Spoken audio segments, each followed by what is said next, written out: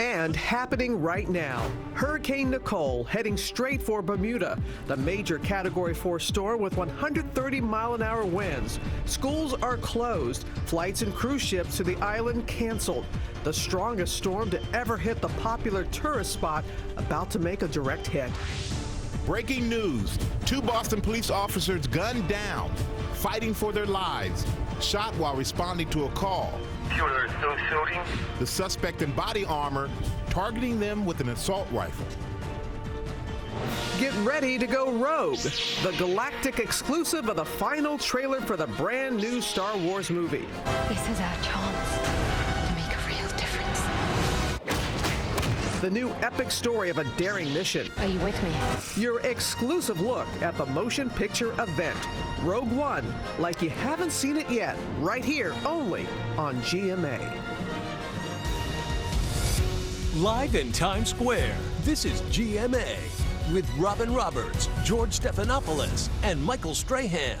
We do say good morning, America. We have a brand new Star Wars surprise this morning. The final trailer for Rogue One, the last sneak peek. The last sneak peek, and spoiler alert, you will see Darth Vader. And we've got our countdown clock going, and there's been a lot of excitement about this overnight. Let's get that countdown clock up. There it is, right there, right now. That is all coming up, but we're going to begin with that avalanche of accusations against Donald Trump, including 2 women speaking out to the New York Times, detailing how they were groped by Trump. His lawyers are now demanding a retraction, threatening to sue. And ABC's David Wright starts us off with the latest. Good morning, David. Good morning, George. Trump not only denies it, he's demanding a retraction and threatening to sue the Times for defamation and libel. The allegations are decades old, but the women say they are coming forward now because Trump claimed at the debate on Sunday that he had never sexually assaulted women.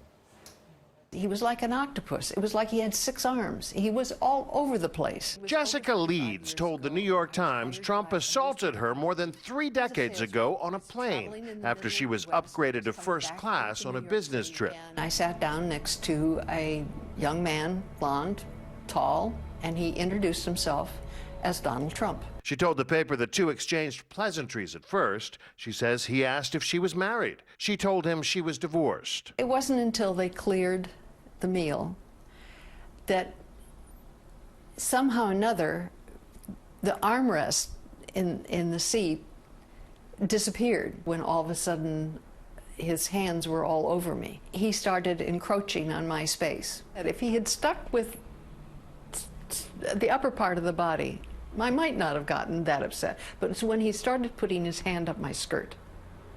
And that was it. That was it. I was out of there. I got my purse and I said, I'm going back to my seat and coach. I was so glad to get back to that seat. The Trump campaign dismisses the allegations as fiction. For the New York Times to launch a completely false, coordinated character assassination against Mr. Trump on a topic like this is dangerous. To reach back decades in an attempt to smear Mr. Trump trivializes sexual assault, and it sets a new low for where the media is willing to go in its efforts to determine this election. We're not electing a pastor, we're electing a president. The story comes after Trump's lewd comments to Billy Bush on the Access Hollywood bus 15 years ago. And when you're a star, they let you do it. You can do anything. Whatever you want. Grab them by the you can do anything. At Sunday's debate, Trump excused that as locker room talk. Frankly, you hear these things, I said, and I was embarrassed by it. But I have tremendous respect for women. Have you ever done those things? Women have respect for me. And I will tell you, no, I have not. But another woman, Rachel Crooks, an advisor at Bowling Green State University, told the Times that in 2005, when she was a 22-year-old secretary working in Trump Tower, she met Trump in the elevator one day and introduced herself. She told the paper that when they shook hands, he didn't let go, that he kissed her on the cheeks and then on the mouth. It was so inappropriate, she said. I was so upset that he thought I was so insignificant that he could do that. Both women now support Hillary Clinton for president. Neither of them filed formal complaints against Trump at the time. Both say they felt powerless to challenge him. During the late 60s, 70s, and into the 80s, culture had instilled in us that somehow it was our fault.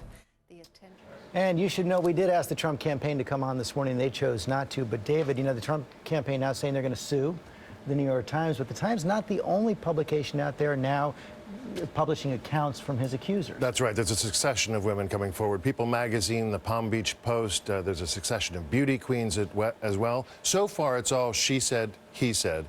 No proof to back up the claims. And Trump denies them all. Okay, David Wright, thanks very much. All right, so both out there on the campaign trail. As we know, there are only 28 days until the election, and it is heating up. ABC's Tom Yamas is there in Vero Beach, Florida, and Tom, Trump is also making a big change to his campaign strategy this morning, isn't he? Robin, good morning. You're right. There is a major development this morning. Sources tell us the Trump campaign is pulling out of the important state of Virginia and reallocating resources to other battleground states like Florida, where we are this morning. And this comes at a critical time for the campaign. As Donald Trump faces troubling headlines over his behavior with women, he's amping up his attacks on Hillary Clinton. She has to go to jail. The self-proclaimed unshackled Trump sending his base into a feeding frenzy over those hacked emails. The WikiLeaks emails show that Hillary Clinton's staff even has to give her secret notes on when she needs to smile. Smile, Hillary, smile. And Trump still talking about that last debate and this memorable moment when he hovered behind Clinton on stage. Believe me, the last space that I want to invade is her space. Believe me. The Republican nominee also still bashing GOP leaders, furious with Speaker Paul Ryan for not calling him after the debate. You'd think that they'd say, great going, Don. Let's go. Let's beat this crook. She's a crook. Let's beat her. We got to stop it. No, he doesn't do that. There's a whole sinister deal going on. But the Clinton campaign also facing their own distractions. The other guy's base is what I grew up in. You know, I'm basically your standard redneck. Former President Bill Clinton calling himself a redneck. Critics saying he was labeling Trump voters the same way. Clinton denying it. It's a sociological term that a lot of us take a lot of pride in, including me. I'm not ashamed of it. Now, back to those WikiLeaks. Clinton campaign chairman John Podesta is having a very long week. His emails were hacked, and then this happened. Let's put it up on the screen right now. This is a tweet from his account. It said, quote, "I've switched teams, vote Trump 2016. The Clinton campaign confirming that overnight John Podesta's Twitter account has also been hacked. George? Okay, Tom, thanks. Let's talk about all this now with our political analyst, Matthew Dowd and Cokie Roberts. Matt, let's begin with these accusers coming forward on Donald Trump. Just, 26 days to go right now. His team defiant, threatening to sue the New York Times, maybe these other publications as well, but there are a lot of denials out there now to make. Well, the argument of it's a he said, she said is actually accurate, which is he said he did it. And they said they agreed with him, actually, and said, yes, he did do it. So they actually testified to the truth of his statement in this. To me, this is the problem for Donald Trump in this, is here's a guy that wants to protect our borders but has no problem violating people's personal boundaries. And most of these women, or all of these women that always come forward in this, they have nothing to gain other than trying to tell the truth against somebody that seems to have a classic case of intimidation. And Cokie Roberts, one of the questions is, what does he have to gain, Donald Trump, by going scorched earth against the accusers? Well, I think he also he has no other choice, and I think this is his modus operandi. He goes full force. He threatens to sue. That's what he does. But if we had not heard his voice saying, I just can't help myself, I start kissing these people, it might be different. But we've heard him say that. And so to have these women say that it happened is not exactly surprising. And the Republican leadership, George, I mean, what were they thinking as they allowed this to go forward? Well, that's going to be a big question now, Matthew Dowd. One of the things you saw is after the tape came out on Friday, a lot of Republicans disavowed Donald Trump. Some start to come back to his camp on Sunday after the debate, but now he's campaigning a real downward spiral. You saw Tom just talk about there, he's pulling out of the state of Virginia. Hillary Clinton now ahead, pretty clear leads in states totaling more than 270 electoral votes. Well, George, as we talked about on Sunday, and I said this is going to be akin to Tiger Woods hitting the fire hydrant. And everything after this moment, he's going to go be downhill on this. His chances before this came out yesterday were slim to none. Slim is packing his bags and leaving town. And in this case, he has a very difficult window to win. I think it's almost impossible at this point with where the numbers are in this thing. The fat lady is warm in her voice. She's on stage. She's been introduced. She's just about ready to sing. Which But means it could be an awful 3.5 weeks ahead for the American people and for us to watch what's likely to come forward for the next 3 weeks. He does need to get the shackle. I mean, unshackled Donald is not a good Donald. Shackled Donald is probably been better. attacking Republican leadership, and that leads to the question: next Wednesday is supposed to be the third debate. Does he show? Well, I think that's a real question. He's now got 7 days. He's going to have to handle this. My expectation is this is not going to be the end of the story. This is just the beginning of the story. And what does he do? Does he have to, again, say deny it in the course of the debate where 50 million people watch? They're in a very, very difficult spot. Okay, Matt, and meanwhile, the Russians are hacking away and trying to influence our election. We're going to see more of those leaks as well. Cookie Roberts, Matt Dowd, thanks very much. As we said, next and final presidential debate scheduled for next Wednesday. We'll be here right here on ABC. I'll be anchoring our live coverage with our whole political team starting at 9 Eastern. Michael? All right. Thank you, George. And the other huge headline this morning is Hurricane Nicole. It's a Category 4 storm. And take a look at it from space. It's aiming right for Bermuda. And, Jinder, you and I were talking this morning. You said the eye of the storm is big enough to cover the entire island of Bermuda. That's how big. The island of Bermuda, 22 miles across. And look at this. You can see the eye approaching. If I'm waking up in Bermuda and this is 60 miles southwest of me, I am frightened because here's what's going to happen. I want to show you the pictures. Already starting to see deteriorating conditions. The waves are kicking up. You could see storm surge 6 to 8 feet and rainfall 5 to 8 inches. That's without the wind. Of course, just to give you perspective where Bermuda is and where this storm is, it's about 600 plus miles away from the North Carolina coast, and it's headed north-northeast. 130 mile per hour max sustained winds at this time. Even if it goes down to 120, it doesn't matter. This is a very strong storm, and the good news is the next 4 to 6 hours is crucial for Bermuda, but then it's out. Michael and Robin. All right. George. Thank you, Ginger. And this morning, massive cleanup efforts are underway from Hurricane Matthew. Take a look at South Carolina. Properties buried beneath feet of sand. And look at these before and after photos. Kitty Hawk, North Carolina, showing the devastation there.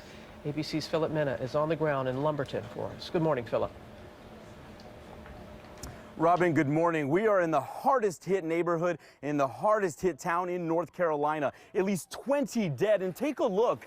Rescue crews are using these green tags, making sure that everybody has gotten out just in time.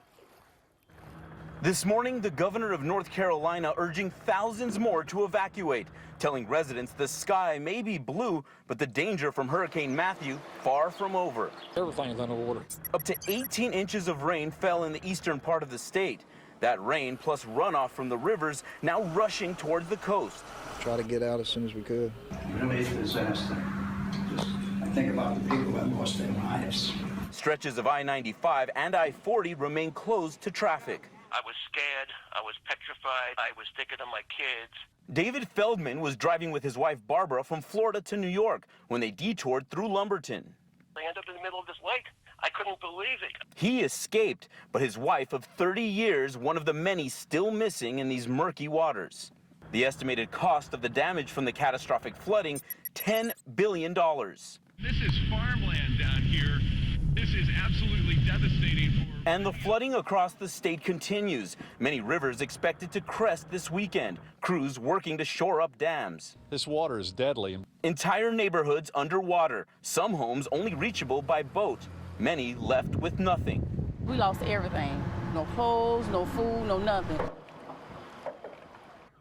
Nearly 4,000 people in shelters this morning, others homeless or even living in their vehicles. George? Such a tough situation. Okay, Philip, thanks very much. We're going to move on now to that breaking news overseas. A U.S. warship launched cruise missiles against rebel targets in Yemen overnight, retaliating for 2 missile attacks against an American ship. Our chief global affairs correspondent Martha Raddatz tracking the latest from Washington. Martha, this is the first direct U.S. military intervention in that country's civil war. Yes, it is, George, but this is also the first time in recent memory that an American warship has itself been targeted by cruise missiles. The retaliation came swiftly. Overnight, a U.S. destroyer launched Tomahawk missiles at 3 radar sites inside Yemen. Radar sites active earlier in the week when another destroyer, the USS Mason, was targeted twice by a Yemeni rebel group.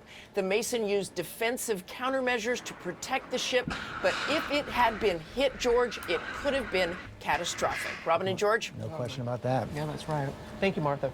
There are new concerns this morning about airbags that could be in some 8 million vehicles. as federal regulators accuse an American company of stonewalling their investigation into a deadly car crash.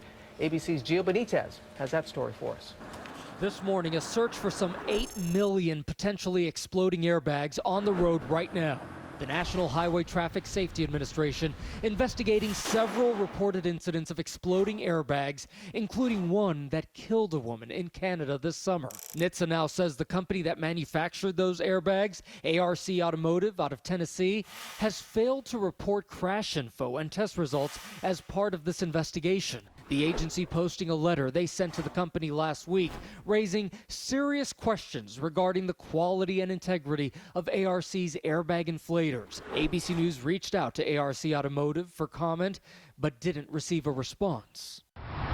Since 2014, more than 100 million Takata airbags were recalled worldwide after the Japanese company's airbags were linked to multiple injuries and deaths.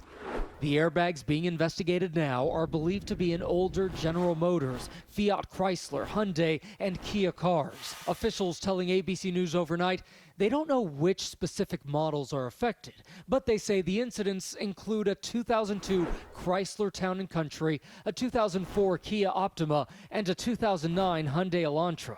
It's GM, it's Chrysler, it's Hyundai, it's Kia who are ultimately responsible for the airbags that they put in their cars.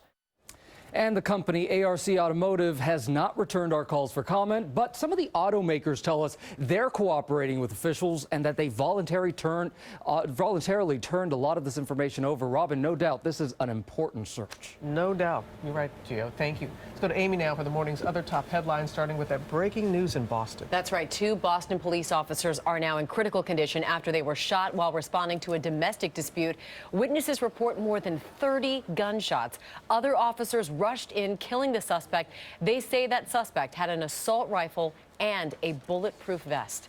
Breaking news from overseas, 21 schoolgirls kidnapped by Islamic militants in Nigeria have been freed after negotiations organized in part by the Red Cross.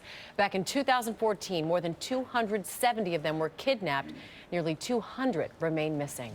Well, the CEO of Wells Fargo has stepped down. Members of Congress demanded John Stump resign after the bank was caught opening phony accounts without customers' permission and then charging fees. Stump walks away with an estimated $134 million pay package.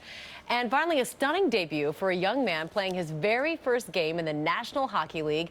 With his parents looking on, 19-year-old Austin Matthews scored not once, not twice, 4 times during his opening night with the Maple Leafs. That is a record for a rookie. His mom couldn't believe it. Look at that. Moved to tears in the stands. Unfortunately, there might have been a real reason to cry. See, her son was the only one on the team who scored. So those 4 goals, yeah, they lost 5-4. Yeah. Oh, sorry to be a Debbie Downer. Wah, wah. The bearer of bad news at the end there, Amy. Don't kill the messenger. We don't want to kill Ginger either. You got some more strong storms. Oh, I do. And the strong storms that went through South Bend, Indiana, damaging winds there, that was with a front. But the next storms we'll be talking about in the Pacific Northwest both today and Saturday, big time wind and rain alerts. All right, let's get to the warm cities now, brought to you by Walgreens. At Walgreens, you're free. Free to seize the savings on Medicare Part D. From $1 copays on select plans to rewards points on all prescriptions, it's easy to save big at Walgreens.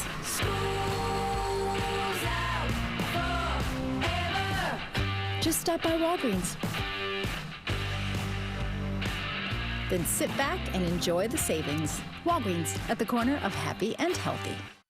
Well, happy Thursday morning to you, everyone. Out the door this morning, you'll want to grab the small umbrella. We've got a chance of rain between noon and 3 p.m. That really is our best chance, but the showers will be very, very light, so it's just the small umbrella that you'll need. The next chance of rain not until Monday of next week. So today, 75. It's at least going to be mild with the clouds. Gets breezy late today. The weekend, not bad, 65 to 70 with sunshine back in the area.